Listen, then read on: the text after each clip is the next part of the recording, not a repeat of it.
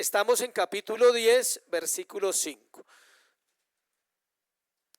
Búsquelo mientras vamos hablando un poquito, un contexto de lo que estamos compartiendo cada semana. Recuerde que estuvimos hablando de los apóstoles, vimos los 12 apóstoles y vimos a cada uno en particular, vimos su historia de vida, su carácter, su llamado, su ministerio y cómo ellos nos dieron un mensaje de sus vidas para nosotros, como el carácter de Pedro, como el carácter de Andrés, aún el mismo Judas hace 8 días que hablamos, nos fue enseñando poco a poco lo importante de conocer las Escrituras.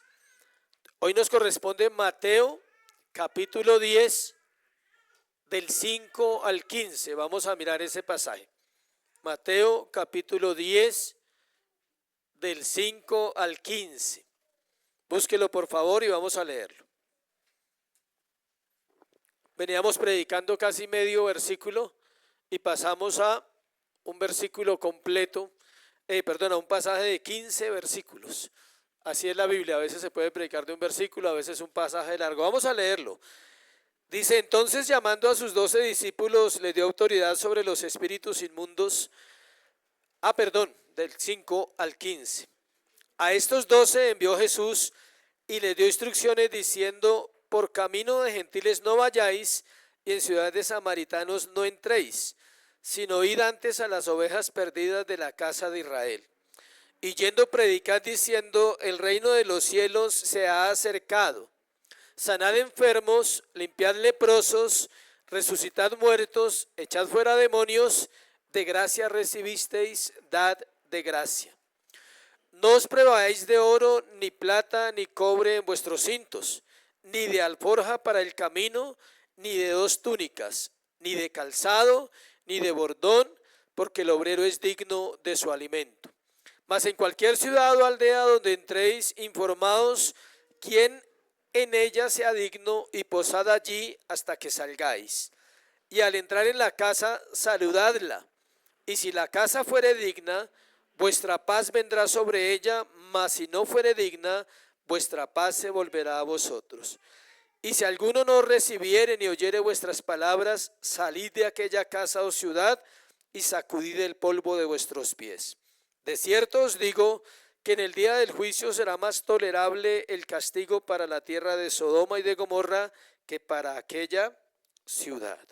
Padre, gracias por tu palabra, Señor.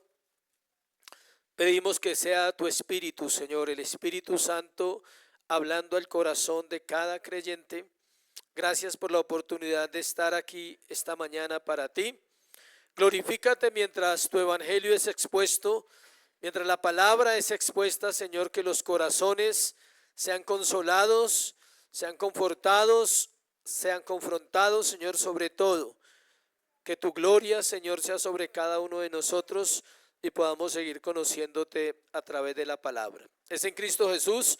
Amén. Vamos a hablar hoy de los discípulos entrenados. Vamos a ver que la vida de ellos, cuando Dios los llama, mostramos por las Escrituras la historia de cada uno de ellos, pero ahora vamos a ver que Dios los empieza a entrenar. El Señor los empieza a entrenar. Recordemos que el Nuevo Testamento no está escrito cuando ellos están aquí. O sea, si nos trasladamos al momento y a la escena que ellos están viviendo, el Nuevo Testamento no se ha escrito. Ellos todavía no saben quizás quiénes van a ser en la historia de la humanidad los 12 apóstoles. En este momento, entonces llamando a sus 12 discípulos, dice versículo 1, ellos todavía no son los apóstoles. Se van a convertir en los apóstoles en el proceso que Dios va a hacer en sus vidas de llamamiento, de santificación y de llevarlos a un ministerio, pero apenas es el comienzo del entrenamiento. Ahora vamos a ver cómo los envía a predicar, les da instrucciones y esto es muy útil para la iglesia hoy en día. La época era diferente, la cultura era diferente, pero los principios que hay detrás del pasaje son los que nosotros tenemos que retomar, donde Dios sigue pidiéndole a la iglesia que predique el evangelio. Este entrenamiento en la vida de ellos era temporal. Es decir, van a ir, van a hacer lo que Dios les dice, van a volver y luego más adelante en Mateo lo vamos a ver, va a volver a enviar pero a 70 y los va a mandar otra vez a predicar y así los va a entrenar para cuando Él muriera crucificado, resucita y entonces la iglesia comienza. Entonces es cuando la iglesia se establece oficialmente. Una de las tragedias que tenemos hoy en día en el cristianismo contemporáneo de la iglesia a lo largo de la mayor parte de la historia es que muchas personas afirman representar a Cristo y pasa lo siguiente: o no lo representan como la Biblia dice, o simplemente no tienen a Cristo como para poder decir que Él vive en sus corazones. Aquellos a quienes Cristo envía no pueden ministrar de manera fiel y eficaz para Él si no entienden y conocen los principios que Él ha establecido. Los principios bíblicos funcionan hoy igual que hace 2000 años, igual que hace 5000 años en el Antiguo Testamento. Funcionan para una familia, funcionan para un hombre soltero, para un hombre casado, funcionan para la santidad del corazón del creyente, funcionan para formar iglesias y funcionan para lo que Dios ha establecido. La obra del Señor está activa en el presente en la tierra. Su espíritu sigue salvando a aquellos que Él llama a esa salvación. El instrumento que Él está usando es el mismo, el ser humano.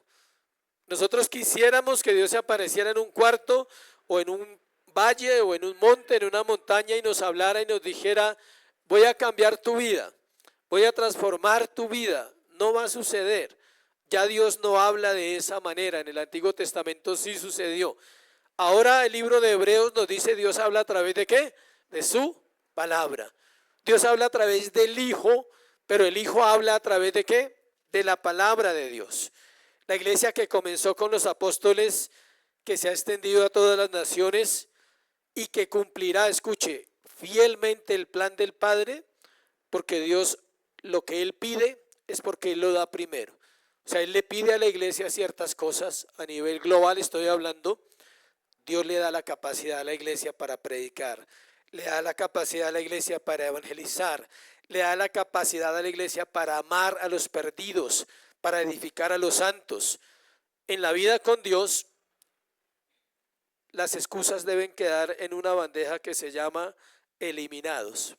En esa bandeja usted puede poner las excusas, como en el computador, y darle ¿qué? Eliminar. ¿Por qué? Porque la iglesia o el creyente o aquel que ama al Señor no tiene excusa para decir: no podemos, es difícil.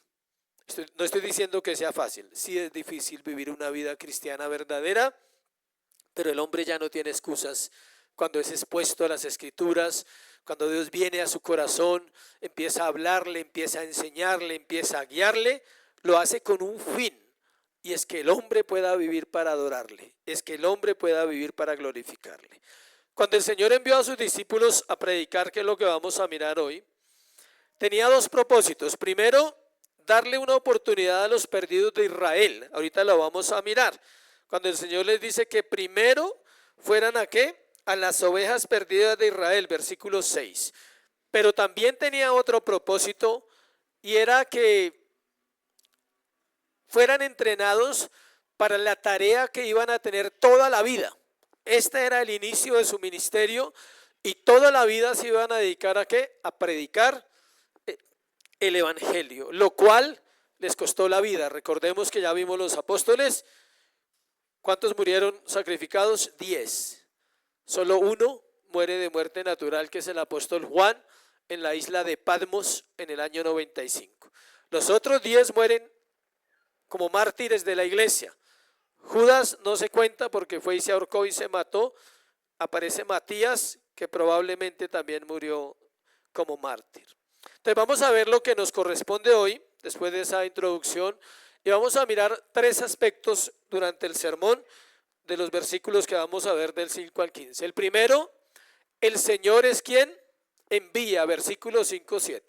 Siempre recomendamos que nos sigan la lectura, que lea los textos. ¿Por qué? Porque al leer los textos Dios le habla a usted más de lo que yo le pueda convencer, porque Dios habla a través de ¿qué? De su palabra.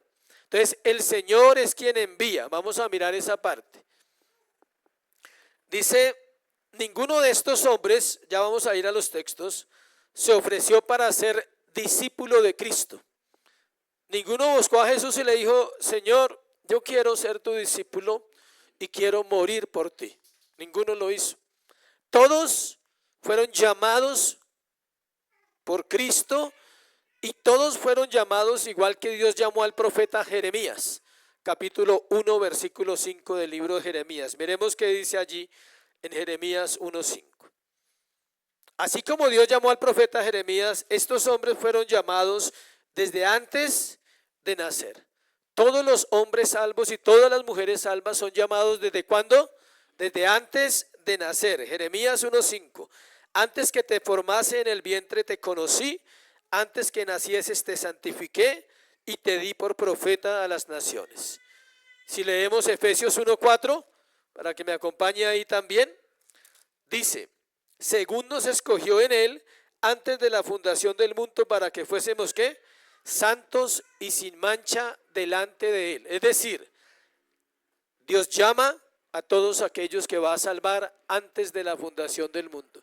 Ningún ser humano se convierte en Cristo porque decidió buscar al Señor. No puede, porque debe ser llamado con anterioridad. El profeta lo dice, desde antes que nacieses en el vientre, de formarte en el vientre, yo te santifiqué y te di por profeta a las naciones. Y en Efesios 1:4 dice que Dios nos, en plural, nos escogió antes de la fundación del mundo. Entonces estos hombres no son la excepción. Ninguno de ellos buscó al Señor y dijo, voy a morir por ti. No, simplemente fueron ¿qué? Llamados, como la iglesia es llamada hoy en día. Dice que los mandó en pareja. Marcos 6:7, que es el paralelo del pasaje que vamos a mirar hoy, nos da ese dato. Marcos 6:7 dice, después llamó a los 12 y comenzó a enviarlos de 2 en 2 y le dio autoridad sobre los espíritus inmundos. ¿Sí ve? Los manda ¿de a cuántos? De a 2. Los manda por parejas. Si usted ha notado, los testigos de Jehová tienen esa técnica. Siempre va uno antiguo y uno joven. El antiguo es el que ya conoce todo el programa que deben hablar y el joven está haciendo ¿qué? Entrenado para luego hacer lo mismo. Lastimosamente la iglesia no evangeliza de una manera bíblica, entendiendo que el evangelismo es voz a voz. El evangelismo no se hace de otra manera, pero cuando usted va a hacer una visita, es bueno que de pronto busque un hermano, o si tiene su pareja, o una hermana en la carne, un hermano en la fe, que diga, acompáñame, voy a hablar con fulano, voy a hacer una visita, pero voy a ir a compartir el evangelio. Qué bueno ir acompañado, ¿por qué? Porque eso ayuda a que alguno de los dos, puede que no tenga todo, pero el otro puede apoyar. Y también se va creando una relación de hermandad y al mismo tiempo se va dando uno cuenta que sí se puede hacer lo que la Biblia dice. Dios solo envía hombres llamados, aunque parece que no es fácil saber o distinguir si alguien ha sido llamado por Dios, pero sí hay características que pueden denotar si una persona realmente ha nacido de nuevo y Cristo habita en su corazón. Versículo 5. A estos 12 envió Jesús y les dio instrucciones diciendo. Entonces el Señor los envía, pero Él les da unas instrucciones. Él les dice todo lo que tienen que hacer. ¿Qué tenían que hacer ellos? Hacerlo tal como el Señor se lo había dicho. Lo primero que la Biblia habla de aquellos que han sido enviados o que son salvos, es que hay un fuerte deseo en su corazón porque otras personas conozcan de Cristo. Se caracteriza el creyente porque él encontró aquello que quizás no había encontrado en su vida: paz, gracia, perdón, libertad. Ahora él, como tiene eso, él dice, qué bueno que alguien más pudiera tenerlo. Especialmente uno desea que quien tenga eso, la familia. Normalmente los primeros que usted no piensa en sus enemigos. Usted todavía no piensa en ellos, aunque la Biblia dice que debemos pensar en ellos. Pero usted no se pone a pensar en sus enemigos, en las personas con las cuales tiene diferencias. Lo primero que usted piensa dice, súper que mi familia pudiera entender eso que yo estoy entendiendo.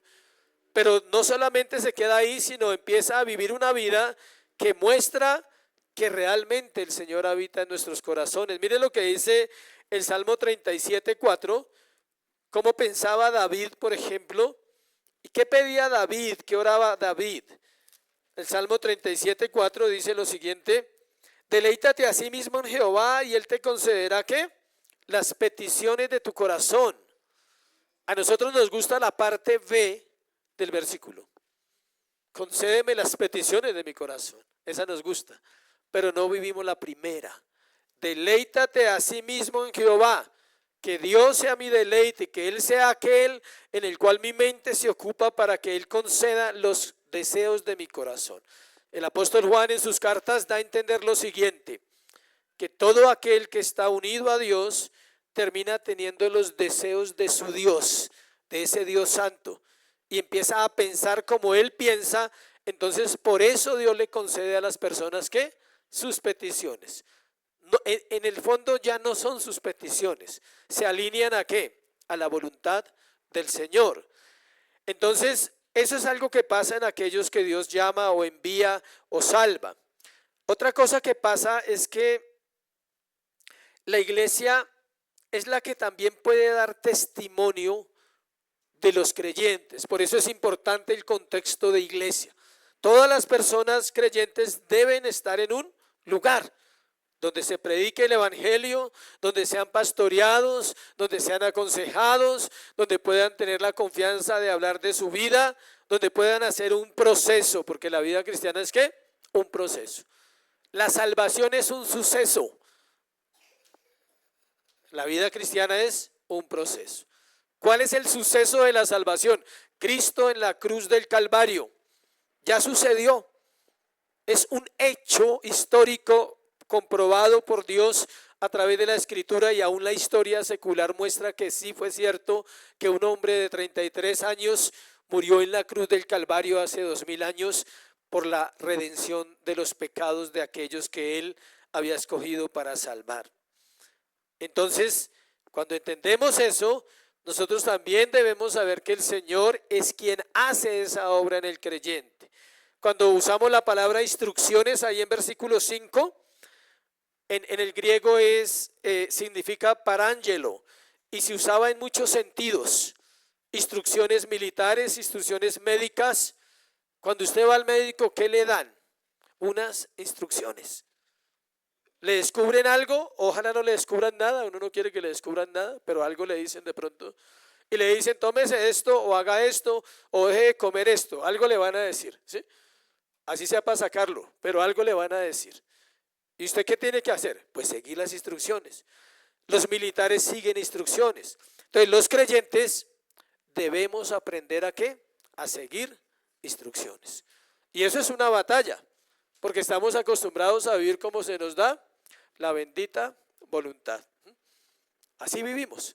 Entonces cuando viene un límite que es la Escritura, cuando Dios le dice, ustedes van a ir y van a hacer esto y van a predicar, pero van a hacerlo de esta manera, normalmente a uno no le gusta. Uno dice, no, pero yo quiero hacerlo de otra manera.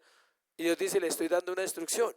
Hágalo así y va a funcionar de una manera más interesante. ¿Hay instrucciones para el matrimonio en la Biblia? Ah, bueno. ¿Hay instrucciones para los hijos? ¿Hay instrucciones para los solteros? Es hacerlas. Pero uno hace al revés. El soltero quiere hacerlas del casado y el casado quiere hacerlas del soltero. Entonces las hacemos al revés. El niño quiere mandar y el padre se deja mandar. Entonces estamos ¿cómo es que dicen? Como en la vivienda, ¿sí? O sea, estamos como interpretando un poquito mal la instrucción del Señor. Los cristianos no somos un chef, sino somos meseros. Nosotros no preparamos comida, la comida está preparada. Solo tenemos que llevarla a la mesa para que el pueblo la consuma y para que Dios obre en ellos. Usted debe servir exactamente la comida que ya está preparada.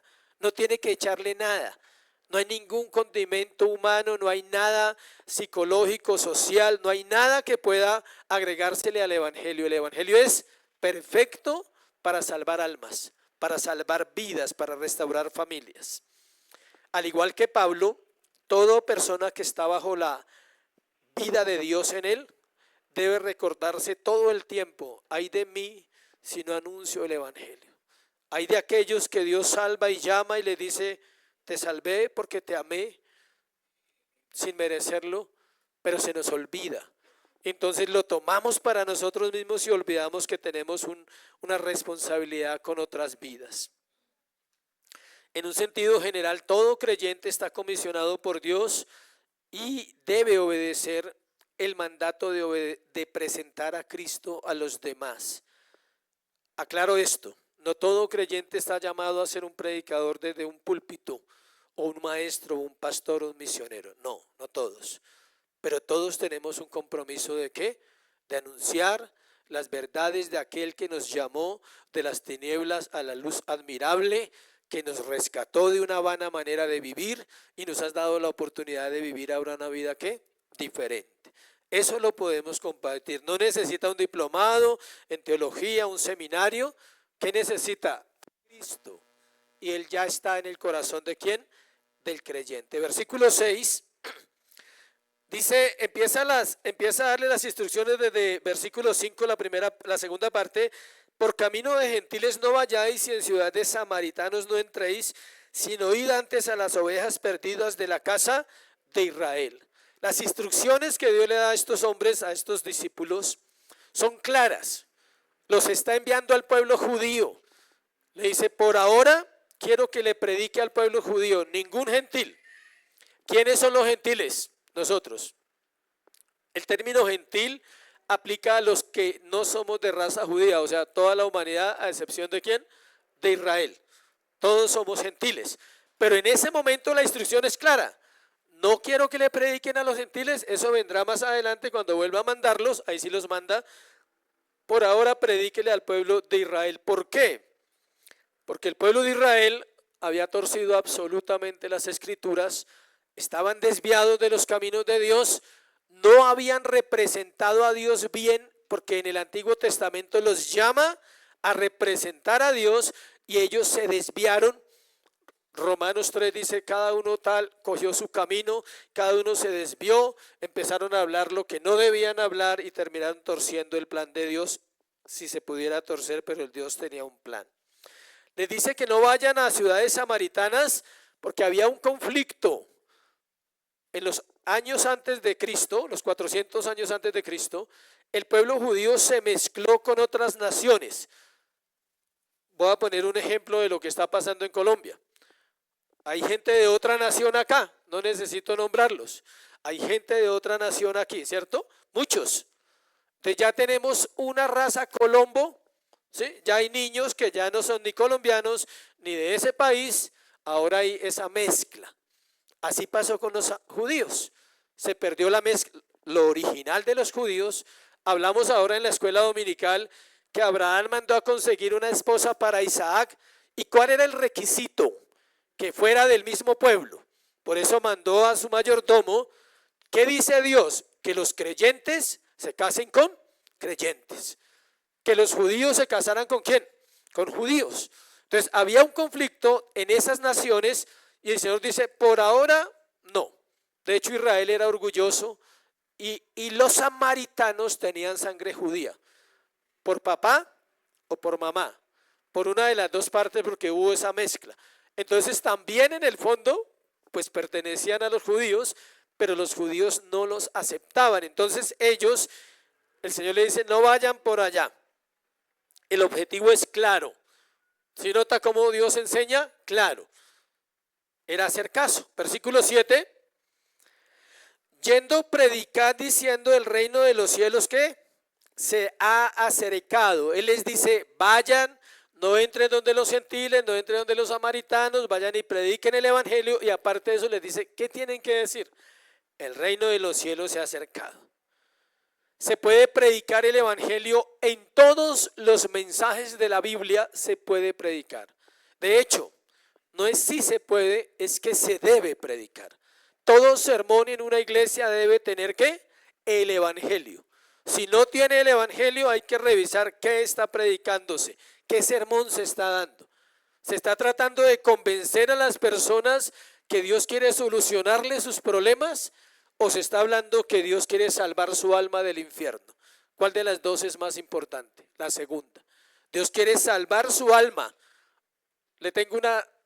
Esa es la noticia buena. Y la noticia mala es que los problemas siempre van a estar en la tierra. Si una persona busca a Dios para solución de problemas, está buscando a un Dios que no enseña la Biblia. Debe buscarlo porque tiene un problema mayor que sus problemas. El pecado en el corazón del hombre es el mayor problema. Y Cristo ataca las cosas de raíz. Él remueve el problema llamado pecado porque nos salva y nos da su vida para vivir, que es lo más hermoso de la salvación, es eso. Tú puedes salvar a alguien de algo, pero tú no puedes vivir en esa persona. Cristo nos salva y decide ¿qué? Vivir en los creyentes. ¿Para qué? Para que puedan vivir esa vida que a algunos les parece difícil ser cristiano. Es más difícil no serlo. Es difícil no serlo. Es más terrible no serlo, ¿sí? Entonces, el evangelio, recuerde esto, el evangelio no es una ayuda social. El evangelio no es una ayuda psicológica. El evangelio no tiene que ver con los problemas que nosotros tenemos aquí en la tierra. El evangelio tiene que ver con presentar a Cristo y a este crucificado. ¿Por qué? Porque cuando una persona entiende eso, todos los demás problemas van a ir encontrando una ¿qué? Solución. Vuelvo, insisto, en un proceso que ya nosotros conocemos como iglesia que se llama santificación progresiva. Vamos creciendo en la gracia, vamos creciendo en el conocimiento de las Escrituras, vamos creciendo en el conocimiento de Dios. Eso me lleva entonces a saber manejar mis conflictos en casa, a saber manejar mis conflictos financieros, basado en los principios que Dios ha establecido y Él me va enseñando a vivir. La humanidad necesita a gritos al que murió en la cruz. Esa es la necesidad más urgente. Al que puede salvar de la muerte eterna, al que perdona pecados, al carpintero de Nazaret que trabaja como trabaja un carpintero sobre la madera, al alfarero que trabaja sobre el barro. La humanidad necesita el evangelio de Cristo como nunca antes. Una generación perversa, impía, que ha roto los principios morales, donde las naciones permiten leyes que van en contra de la ley de Dios, el aborto, el homosexualismo, los matrimonios diversos. Todo eso va en contra de la ley de Dios y la única manera para contrarrestar, escuche, no acabar, eso no se va a acabar. Al contrario, ¿va a qué? Aumentar. Se va a propagar más, va a crecer más en la tierra. Pero en esa misma tierra llena de pecado, la gloria de Dios va a brillar a través de su evangelio. A través del evangelio el Señor va a sacar familias, hogares, jóvenes, mujeres y va a restaurarlos. ¿Para qué? Para mostrar que su plan es perfecto. Para restaurar la creación que se perdió. La creación se perdió. La imagen de Dios se perdió en el hombre. No hay imagen de Dios en los hogares, no hay imagen de Dios en las familias. Esa imagen se perdió según Lucas. Y Dios dice, yo vine a buscar y salvar lo que se había perdido. Él viene a salvar. ¿Y cómo viene a salvar? A través del evangelio. Por eso el mensaje dice, yendo, predicar, diciendo, el reino de los cielos se ¿qué? Ha acercado. ¿Y quiere saber qué incluye ese evangelio? Mire lo que incluye: sanad enfermos, limpiad leprosos, resucitad muertos, echad fuera demonios, de gracia recibisteis, dad de gracia. La humanidad necesita eso. Pero entramos a la segunda parte con el versículo 8 que acabo de leer, y es que a los que Dios envía, Dios los va a respaldar. A su iglesia, Dios la va a respaldar. En un mundo caído la va a respaldar. En un mundo que no quiere a Dios, que ama al mundo. La Biblia dice, el mundo y sus deseos pasa, el que hace la voluntad de Dios, que dice, permanece para siempre. Pero el mundo es reacio a Dios. El evangelio no quiere ser escuchado. Queremos escuchar cosas fáciles, cosas que me den la solución como la tecnología. Aprieto un botón y pago una cuenta, aprieto un botón y compro lo que quiero. El evangelio no es like, no funciona así. El evangelio es real. Nosotros le llamamos sin anestesia. Duele. Tiene que doler en el corazón. Tiene que doler porque nos damos cuenta que todo lo que tenemos es porque Él lo ha querido, porque nos ha amado, porque nos ha dado. Entonces la humanidad está pidiendo a gritos el evangelio y la iglesia se lo puede dar. El evangelio de la gracia no elude la ley, tenga en cuenta eso. El evangelio que da vida nueva transforma de adentro hacia afuera. Yo puedo arreglar por fuera muchas cosas y por dentro estar podrido en mi corazón, muerto, angustiado. ¿Puedo seguir así, con todo por fuera? Bien. Yo prefiero que trabaje en mi corazón lentamente y prefiero que me haga ver mi condición y me diga que yo le necesito. Ese es el evangelio que Dios está ofreciendo. A quienes Dios envía, Dios respalda. Versículo 8, vamos ahí. Todos aquellos que ejercen una profesión necesitan credenciales. Todos los que se gradúan de una carrera les dan un ¿qué? Una tarjeta. ¿Se llama la tarjeta qué? Profesional. El sueño de muchos es ese. Terminar la carrera y tener la tarjeta. No sabe cómo va a vivir el resto de su vida, pero tiene la tarjeta. Ahí la tiene. Eso es la carrera y eso está bien. La iglesia no tiene nada contra la educación, aclaramos.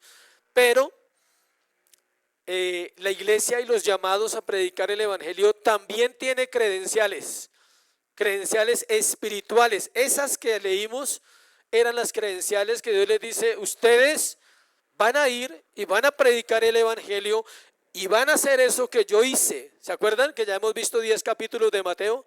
¿Qué hizo el Señor? Sanar enfermos, limpiar leprosos, resucitar muertos, echar fuera demonios y dar vida. Porque Él es la vida, podía dar vida. Y Él les dice: ustedes van a hacer exactamente lo mismo. Eran Cristos pequeños, enviados a un mundo necesitado. Cristos que tenían el poder del Espíritu para dar vida aún a los muertos. ¿Sí sabía que los apóstoles lo hicieron? La Biblia no lo dice para no dañarles el corazón a los apóstoles, para que su orgullo no se creciera, porque estaban muy niños ahí todavía. Pero ellos fueron e hicieron eso. Tenían unas credenciales que se las daba el reino, Dios. Ellos iban a hacer lo que habían visto hacer a su maestro, todo esto. Ellos iban a compartir lo que habían recibido. Alguien dice que de pronto estaban esperando esa oportunidad. Aquí se calcula más o menos cronológicamente un año, año y medio de ministerio de Cristo, Mateo 10. Imagínense, año y medio con el maestro, escuchando sermones, aprendiendo. Apenas iban ahí. Ninguno dijo: no, yo no voy a ir. No, eso me queda grande, Señor. Eso todo, yo no estoy preparado. Voy a ayunar. O sea, no hay ninguna respuesta de los discípulos que digan: no vamos a ir. Usted se imagina el gozo, el privilegio de decir: vamos a hacer lo que tú has hecho. Habían visto la sanidad de la mujer de flujo de sangre, que ya la compartimos, la resurrección de la hija de Jairo, la resurrección del hijo del centurión. Devuélvase 10 capítulos, léalos esta semana y mire todo lo que Cristo ha hecho y diga: ellos van a hacer eso. Sí, ellos lo van a hacer, pero la iglesia lo puede hacer en una manera, en un contexto absolutamente diferente, porque ellos son los fundadores de la iglesia y lo que están viviendo son credenciales que autentifican que ellos fueron enviados ¿por quién? Por Jesús. Todo lo que tenemos lo hemos recibido por gracia. Si no lo compartimos, tenemos que revisar por qué no lo compartimos. Y la pregunta: ¿lo tenemos o no lo tenemos? ¿Qué ha hecho Dios en tu vida de esas cosas que acabo de leer? Sanar enfermos no se refiere a sanidad física solamente. Hay enfermedades más fuertes en el alma del ser humano. Ya les explico a qué se refería eso. Debido a que los 12 no tenían entrenamiento formal, ninguno fue a la U, nada. Todos estaban ahí en la orilla del mar. 7 eran pescadores, un recaudador de impuestos, un guerrillero. O sea, ya les compartimos la vida de los 12. Un traidor, porque el traidor también fue. O sea, él también estaba ahí. También oró por la gente, también echó fuera demonios. Judas también lo hizo. Ninguno era académico, ninguno tenía una carrera formal, no eran parte del liderazgo de Israel, no se vestían con las túnicas, no tenían dinero, muy pocos. Por ahí la familia de Juan, que el papá era comerciante de pescado, ¿sí? El mundo sacerdotal estaba gobernado por tres grupos: fariseos, saduceos y sacerdotes. Eran rabinos que estudiaban toda la vida, a los 30 años eran maestros de la ley, tenían que saberse de memoria el Antiguo Testamento hasta Malaquías. Si quería ser un maestro tenía que saberse eso de memoria. Y el que no aprendía, a trabajar con el papá. Entonces ellos trabajaban con el papá. Era pescador, lo que el papá hiciera les tocaba hacer. Debido a que no había Nuevo Testamento, escuché, que confirmara el mensaje de ellos, ya que la mayoría del pueblo era judío, ellos decían, bueno, ¿y usted quién los mandó? Entonces, ¿qué confirmaba que Dios los había mandado? Esto. ¿Qué confirmaba? Que los enfermos se sanaban, que los leprosos eran limpiados, que los demonios huían, que los muertos resucitaban. Eso mostraba que habían sido enviados ¿por quién? Por Cristo, por Dios mismo, por el Hijo de Dios.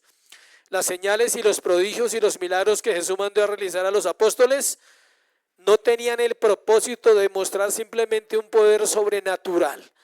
No era impresionar a la gente con ese poder que había sobre ellos. Tenía otro propósito. Jesús no dijo a los apóstoles, por ejemplo, que desaparecieran y volvieran a aparecer. Si pueden resucitar a un muerto, pueden aparecer y desaparecer, porque eso es algo más fácil. Dios sí lo hizo, Jesús lo hizo. ¿Cómo apareció en el mar? ¿Cómo apareció a los 12 en medio después de que resucitó? Era Dios. Pero Él no les está diciendo que hagan esas cosas para llamar la atención. Tampoco les dijo, muevan el templo de un lugar a otro, traspasen el mar, no. Les dijo, vayan y hagan lo que me han visto hacer. Crean que pueden hacerlo porque yo estoy en ustedes.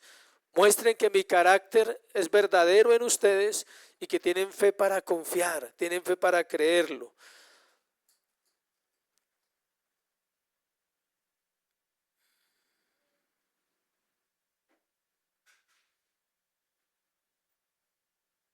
El versículo 8 que estamos mirando todavía encierra el corazón de Dios para su pueblo allá y acá. Es el mismo. Por eso le dije, una época diferente, una cultura diferente, otro contexto religioso, pero el principio que está en el versículo 8 es el evangelio hoy y sigue sanando y sigue restaurando vidas. Cuando sana, escuche, cuando Dios sana hoy una familia, cuando Dios sana hoy una vida, está mostrando compasión y misericordia. Está diciendo, yo soy Dios y tengo misericordia de las almas. Cuando limpia leprosos, hoy está enseñando acerca de la purificación del pecado, porque la lepra representaba ¿qué? El pecado, lo que había contaminado la vida de un ser humano, que su carne se podría y olía feo. Es como el final de un cáncer hoy en día. Muchas personas terminan lastimosamente así. Cuando echaba fuera demonios estaba diciendo, y hoy sigue haciéndolo, que solo el Hijo liberta. Juan 8:36. Si el Hijo os libertare, seréis verdaderamente ¿qué? Libres. No son las liberaciones, no. No son los exorcismos, no, es la palabra. Es cuando la palabra entra al corazón del creyente, su mente entiende qué es la verdad y reconoce su pecado, se arrepiente y se aparta. Ahí es que libre. Pueden hacer 10 liberaciones a esa vida y vuelve a lo mismo. Porque no es libre, ¿por qué? Por la forma como Dios dijo que era libre, sino es libre porque el hombre quiere usar ese método, el cual es antibíblico. La Biblia enseña que los hombres y mujeres somos libres por el poder de la palabra de Dios. Juan 8:32, si quiere lo lee. Y conoceréis la verdad, y la verdad ¿qué? Os hará libres.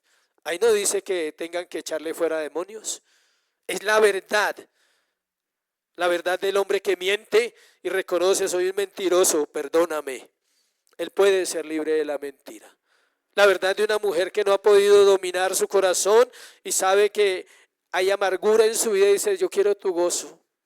porque reconozco que no hay gozo en mi vida, no hay alegría, no hay felicidad. Empezando porque los pecados no son demonios, por favor, iglesia. Los pecados no se les llama, la iglesia torció el evangelio y le ha puesto a los demonios nombres de pecados. El adulterio no es un demonio, la fornicación no es un demonio, la ruina no es un demonio, son obras de la carne.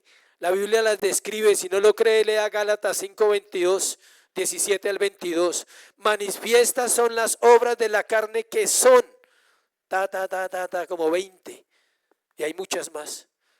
Los demonios no tienen nombres. No necesitan nombres, son espíritus inmundos. Entonces la gente ha confundido las cosas y la palabra se ha dejado de predicar.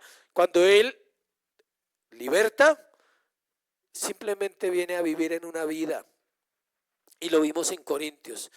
Si Dios está en un corazón, no pueden haber demonios. ¿Cómo van a estar allí? Si la Biblia dice qué comunión tiene Cristo con Belial, qué comunión tiene la luz con las tinieblas. No pueden estar. No necesita ningún esfuerzo mental, solamente creer lo que las Escrituras dicen. Ahora, cuando Dios levanta de los muertos, evidencia una cosa: solo Él y nadie más que Él tiene potestad sobre la vida y sobre la muerte, no más. Ahora, ¿está Dios resucitando muertos hoy? Claro. Está llamando gente muerta a la vida en Cristo. Todos esos milagros que eran diferentes en el contexto donde estábamos hace 2000 años, eran autentificando, diciendo, esto va a suceder de una manera espiritual por los siglos siguientes en la iglesia. Los cristianos que son muy ortodoxos en doctrina, escuche, y sanos en carácter moral, a menudo muestran muy poca compasión por los enfermos y los afligidos, y sobre todo por la condición pecaminosa en que está la humanidad. Pueden saber teología, Biblia, pueden saber lo que quieran, pero una de las señales también que el Señor le dio a los apóstoles fue ¿qué? Amor. Tenían que amar al que estaba cautivo, tenían que amar al que no podía salir de una situación. Y la iglesia, ¿qué tiene que hacer? Amar al hermano, al que viene, al que necesita. Debe amarlo. ¿Cómo lo ama? Con la verdad. No hay un amor más grande que la verdad, porque Cristo nos dijo la verdad y Él vino y no solo la dijo, la vivió y era la verdad. Yo soy el camino y ¿qué? Y la verdad y la vida. Nos podía haber dado las verdades y ya. Él nos podía haber dado las verdades, pero Él no nos quería dar las verdades. Él quería que esa verdad habitara en nuestro corazón, y es Él, para que viviésemos para Él. Versículo 9. No proveáis de oro, ni plata, ni cobre en vuestros cintos. ¿Qué dice? Está diciendo que aprendieran a confiar. Les está dando la primera materia de escuela, fe. Le dice, vamos a escuela, vamos a aprender. Los acaba de introducir en escuela teológica de Cristo y les dice, primera materia se llama fe. ¿Cómo así? ¿Sí? No proveáis de oro, ni plata, ni cobre en vuestros cintos. ¿Qué era eso? Monedas. Eran las monedas de la época. Ahora pueden ser dólares, euros, billetes, lo que usted quiera, ¿sí? Pero está diciendo, no lleven nada, no van a necesitar nada. Yo les voy a dar todo lo que ustedes necesitan. Yo soy su proveedor. Por eso les dice, no lleven ni oro, ni plata, ni cobre. Les da otra máxima en la escuela. La primera clase se llamaba, sus recursos no alcanzan, los míos sí. Esa era la primera clase de escuela de fe. Eso. Para muchos esa es la primera clase hoy. Sus recursos no alcanzan, los míos sí. Esa era la forma como Jesús enseñaba. En el terreno les dijo, vayan a ver, no lleven nada y esperen a ver si les voy a dejar morir de hambre. ¿Sí? Esperen a ver si van a acostarse sin comer. Esperen a ver si no va a haber poder cuando oren por los enfermos. Yo los voy a sanar. La Biblia no registra el diálogo total, solo registra lo que necesitamos. Pero la Biblia revela mucho más allá y quizá la reunión fue espectacular. El Señor los reunió y les dijo, voy a sanar cuando oren. No les dé temor. Yo creo que les habló como cualquier natural. No les dé temor. Vayan, cuando vean un leproso, díganle que es sano en el nombre de Jesús. Y yo voy a estar ahí. Yo creo que ellos lo hicieron bien, siendo aprendices. Todavía no eran los que hoy en día conocemos en la Biblia que escribieron. Apenas estaban empezando, ¿sí? Le está diciendo, versículo 10, ni de alforja para el camino, ni de 2 túnicas, ni de calzado, ni de bordón. ¿Por qué? Porque el obrero es digno de su alimento. Yo me encargaré de todo. Dios conoce todo. Él sabía dónde iban a ir, dónde iban a llegar, dónde iban a entrar, qué clase de personas los iban a atender, los iban a rechazar. Él sabía todo. Y él les dice, tranquilos que comida va a haber, no se preocupen, ¿sí?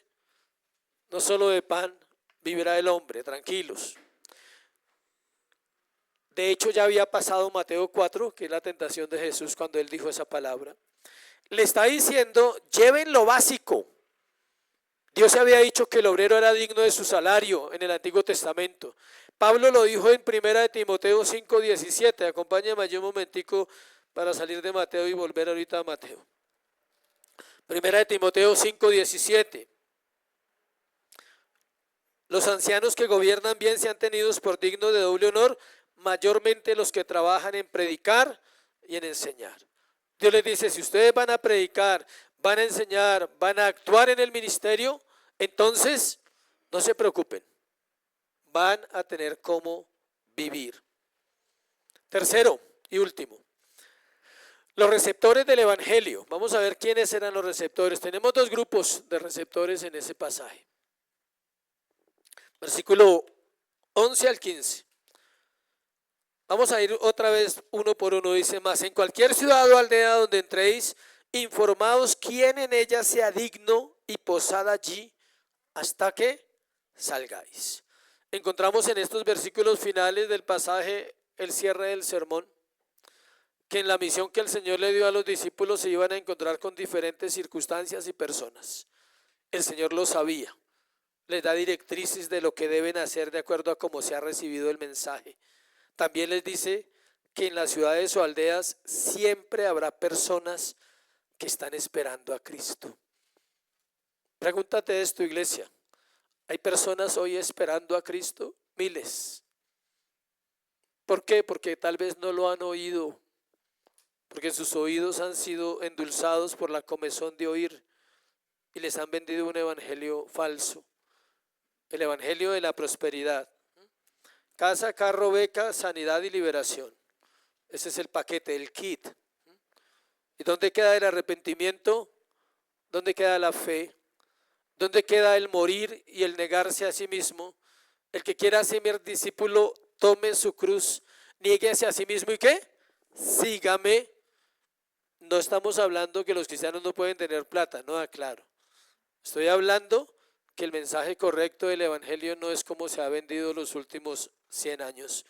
Dios está restaurando su iglesia, está reevangelizando la iglesia a nivel global, no es aquí en este grupo de personas, no es solo en iglesias locales de acá de Colombia, en el mundo entero el evangelio está volviendo a ser predicado tal como fue predicado en la Biblia, tal como fue predicado en el siglo XV y XVI, un mensaje de esperanza y un mensaje que salva y que lleva a la iglesia a ser lo que Cristo dice que la iglesia debe ser. El Señor lo sabía claramente lo que iba a pasar con ellos. Es Dios quien apareja los asuntos en la obra. Recordemos que la obra es ¿de quién? De Él. Mire lo que aprendemos del versículo 11. Les dijo que fueran a ciudades o aldeas y que se informaran, que preguntaran quién había allí que pronto quisiera la palabra. La hospitalidad se practicaba como un principio de vida en ese momento porque ellos están bajo el Antiguo Testamento. Era algo que Israel aprendió del pasado, de los patriarcas, de la historia bíblica. Abraham, vamos a leer 3 casos donde fueron hospedadas personas de Dios, donde tiene que ver con el propósito de Dios. Vamos a Génesis 18, versículo 1. Vamos a mirar cómo Abraham hospedó ¿a quién? A Dios. Increíble, ¿no? Que Abraham hospedó ¿a quién? A Dios. Génesis 18, 1. Dice: después le apareció Jehová en el encinar de Mamre, estando él sentado a la puerta de su tienda en el calor del día. Abraham estaba sentado y apareció ¿quién? Jehová. Se personificó. Esto es una teofanía, se llama en la teología. Cristo, no era el Padre, era Cristo. Aunque sea llamado Jehová, él no puede venir, el Padre nadie lo ha visto. Era un adelanto de la encarnación ¿de quién? De Cristo. Y alzó sus ojos y miró, y aquí 3 varones que estaban junto a él, y cuando los vio, salió corriendo de la puerta de su tienda a recibirlos, y se postró en la tierra y dijo: Señor. No era un ángel cualquiera, no eran ángeles. Él dice ¿qué? Señor. Era Dios viniendo a su casa. Ahora he hallado gracia en tus ojos, te ruego no pases de tu siervo. Y todo un proceso donde él los atiende, les da provisión. Comieron, no eran ángeles, no eran espíritus, eran 3 seres personificados. Era Dios en Cristo y 2 ángeles que se personificaron. Esos 2 van a Sodoma y Gomorra y la destruyen después, y Abraham se queda con el Señor, para que usted conozca la historia cómo fue. Hay otro proceso, Génesis 24, 25, acompáñeme allí, Génesis 24, 25. Y ella respondió: su hija de Betuel, hijo de Milca, el cual ella dio a luz a Nacor. Génesis. Sí. Y añadió también ahí en nuestra casa paja y mucho forraje y lugar para posar. La historia que le hablamos esta mañana, cuando Abraham mandó al siervo a buscar esposa, ¿qué le ofrecieron? Un hospedaje. O sea, era una costumbre judía hospedar a todos aquellos que vinieran de parte de ¿quién? De Dios. Eso es lo que estamos mostrando. Y luego, Segunda de Reyes 4, 8, 10. Segunda de Reyes 4, del 8 al 10 dice: aconteció también que un día pasaba Eliseo por Sunem, y había allí una mujer importante que le invitaba insistentemente a que comiese, y cuando él pasaba por allí venía a la casa de ella a comer. Y ella dijo a su marido: he aquí ahora yo entiendo que este que siempre pasa por nuestra casa es varón santo de Dios. Os ruego que hagamos un pequeño aposento de paredes y pongamos allí cama, mesa, silla y candelero, para que cuando él viniere a nosotros se quede en él. Siempre había esa costumbre en el pueblo de Israel, hospedar. Por eso el Señor le dice: ustedes no se preocupen, vayan, pregunten en la aldea si alguien de pronto es temeroso del Señor, y si es, esa persona les va a ayudar, porque yo me encargaré que esa persona reconozca que ustedes vienen de parte ¿qué? Mía, de parte de Dios. Versículo 12 de Mateo, vamos allá otra vez. Al entrar en la casa a saludarla, parece que ya empezaban a enseñar a saludar. ¿Sí? Buenos días, buenas tardes. Cuando los jóvenes pierden el habla, dejan de saludar. Estamos en una generación que está perdiendo el habla. Entonces, cuando llegan a una casa y no saludan, ya perdieron el habla. Hay un problema ya casi mental ahí. O sea, toca entrar a restaurar esa vida. Buenos días, buenas tardes. Le dice saludarla, pero eso es más profundo. Yo estoy poniendo un contexto acá, pero vamos a mirar qué era el saludo. Y si el saludo era el siguiente, escuche. El saludo era el saludo de los judíos. ¿Cuál es? Shalom, Dios de paz. Mire tan bonito el significado de esa palabra hebrea, paz a vosotros. El significado mucho más profundo es de total bienestar e integridad de cuerpo, mente y espíritu. Eso es shalom. O sea, eso no era jugando, shalom, shalom, shalom. No, eso no era así.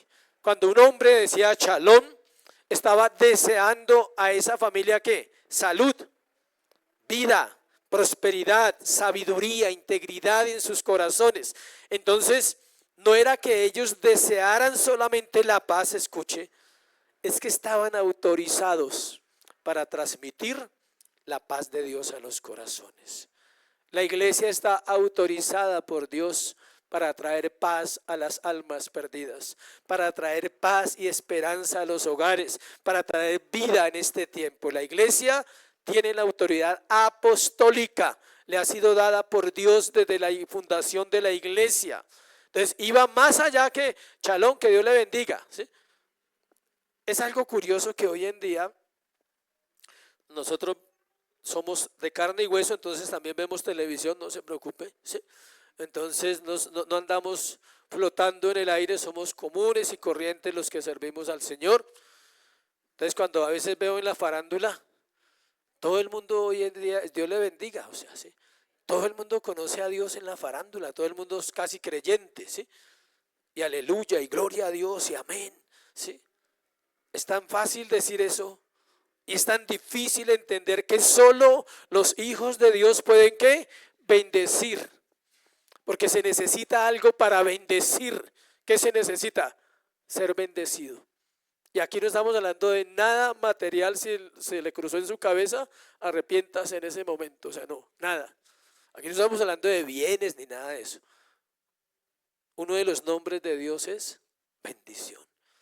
Cuando Jacob peleó con él en Génesis 28, dime tu nombre, le dijo Jacob, y te soltaré. ¿Y qué le dijo Dios? Dijo, mi nombre es bendición. Ese es el nombre, uno de los nombres o títulos de Dios. Entonces la bendición no es tener, alcanzar, lograr. Eso no es la bendición. La bendición es Cristo en nosotros.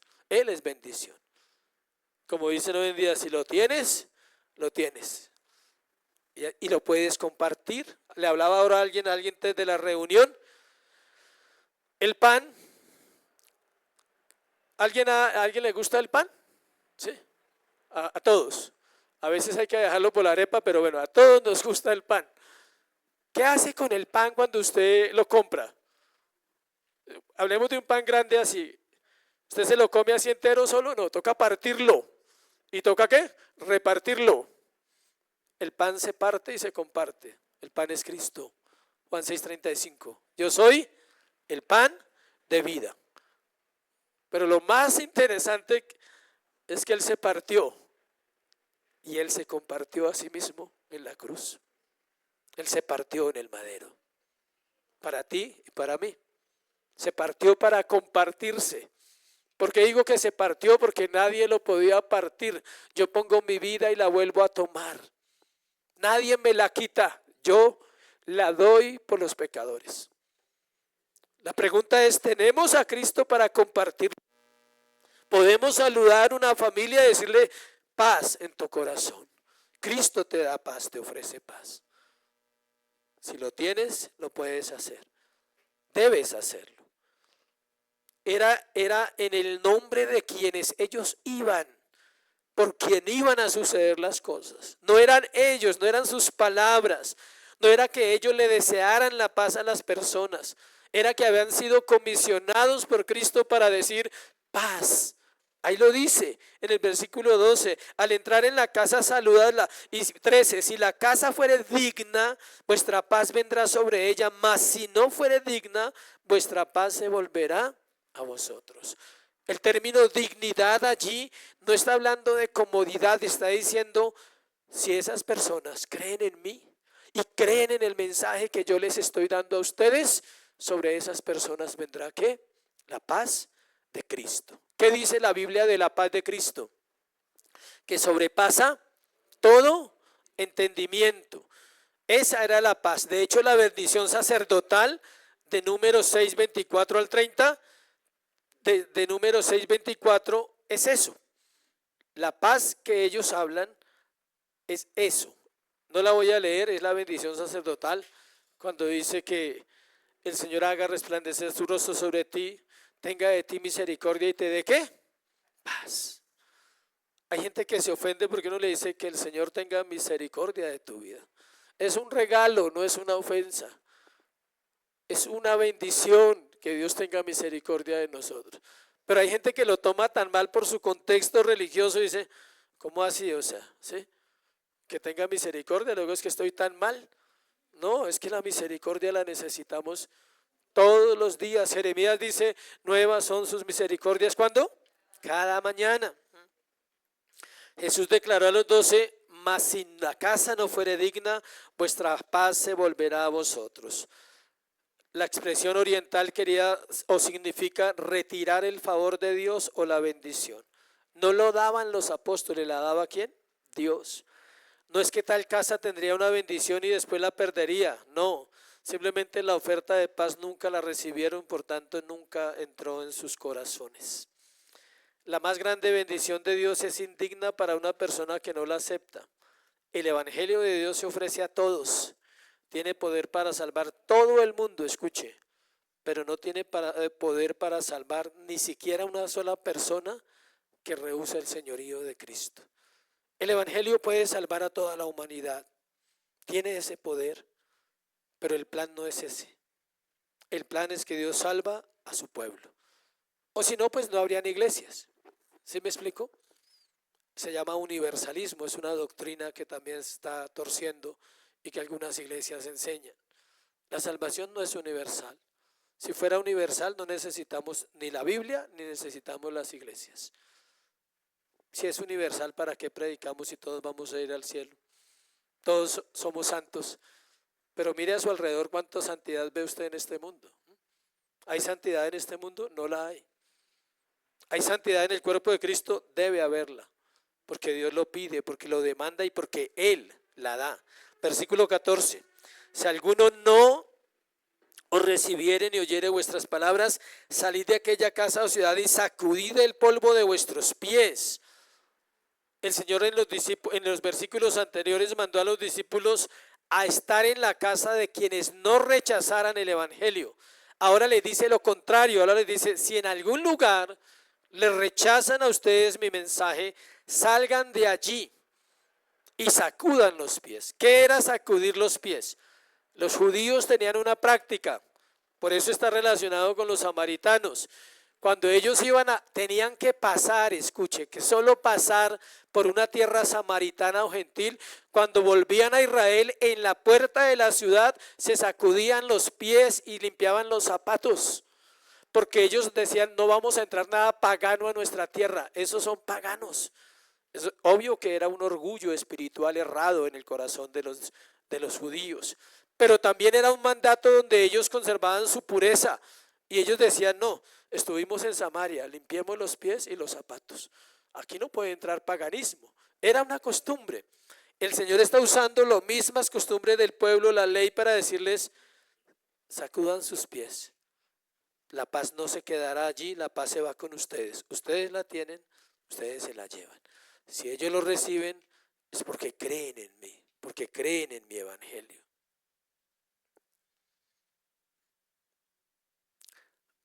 Hay que aclarar algo ya para ir cerrando. Dios o el Señor no está diciendo que no se comparta con personas que no son cristianas. Debemos tener cuidado con eso para no caer en un legalismo. Porque entonces nosotros no podíamos cumplir la tarea de evangelizar y de ganar almas o de traer almas a la viña del Señor. Se trata de aquellos que abiertamente rechazan el evangelio. No de los que nosotros... no de aquellos que tienen un entendimiento lento para el evangelio, pero debemos ser pacientes, misericordiosos. Recordar que un día nosotros tampoco sabíamos nada. Hoy en día aprendemos de la palabra, tenemos un proceso como iglesia, pero una iglesia no tiene toda la verdad. Recuerden que las iglesias locales hacen parte de la iglesia universal del Señor Jesucristo, por lo cual tenemos un compromiso con todo un mundo entero de decir, nosotros también necesitamos ayuda como iglesia. Nosotros también estamos, ¿qué? Aprendiendo cada día más de las Escrituras. Hay que tener mucho cuidado cuando se aprende doctrina en una iglesia, porque puede crear creyentes arrogantes y orgullosos, que creen que todo lo saben. La pregunta es ¿cómo viven? Ahí está el punto. ¿Cómo lo viven? ¿Cómo aplicas esta enseñanza en tu casa? ¿Cómo te vas hoy para tu semana próxima? Hablaba con alguien y le decía, cuando la iglesia es expuesta a la Biblia y la iglesia no evangeliza, Dios renueva a la iglesia trayendo almas en su poder soberano, porque está diciendo ustedes no valoran la palabra, no valoran el mensaje de Cristo cada semana. Yo puedo hacerlo sin ustedes. Ustedes no son indispensables, pero Dios trata a la iglesia, sobre todo cuando la iglesia tiene una palabra sana, porque está diciendo no es suficiente. Mi palabra no te alcanza para tener el amor por los perdidos, para decir hay una necesidad en un mundo, hay muertos a tu alrededor, muchos no han venido a Cristo y la iglesia tiene esa responsabilidad. Finalmente, versículo 15, de cierto os digo que en el día del juicio será más tolerable el castigo para la tierra de Sodoma y de Gomorra que para aquella ciudad. Note que lo asocia al versículo 14, las ciudades que no recibían a Cristo o que no recibían el mensaje de los apóstoles, que fueron muchas, la misma Mateo lo enseña más adelante. Capernaum, dice, Betsaida, ciudades donde se predicó el evangelio, y dice, si en Sodoma y Gomorra se hubiera hecho un milagro de los que yo hice en estas ciudades, todos se habían arrepentido y no había necesidad de exterminar. Cuando Dios compara, siempre que usted encuentre en la Biblia el término Sodoma y Gomorra, es juicio de Dios sobre un pueblo. ¿Por qué fue exterminada Sodoma y Gomorra? Por el pecado. Y la gente siempre piensa que el mayor pecado de Gomorra y de Sodoma era la impureza sexual. No, el mayor problema que tenían se llamaba el dinero. Eran demasiado ricos. Era una tierra demasiado rica, demasiado fructífera. Si le gusta investigar, la ciencia dice que todavía sale azufre y huele a azufre donde estuvo Sodoma y Gomorra. Como Dios terminó esas, son 4 ciudades, hay otras 2. No eran 2, eran 4. Todavía hay juicio sobre esto. Nunca la tierra iba a producir, porque era una tierra fructífera, ganado, viñas, ríos, todo quedó destruido, porque la prosperidad tiene que ver con la vida, no solo con el dinero. Y Dios obró allí en ese juicio, y Él está diciendo, todo aquel que rechaza a Cristo será juzgado como fueron esas ciudades juzgadas, porque nunca entendió la riqueza del evangelio, la gracia del evangelio. Amén. Vamos a orar y vamos a darle gracias a Dios por este sermón.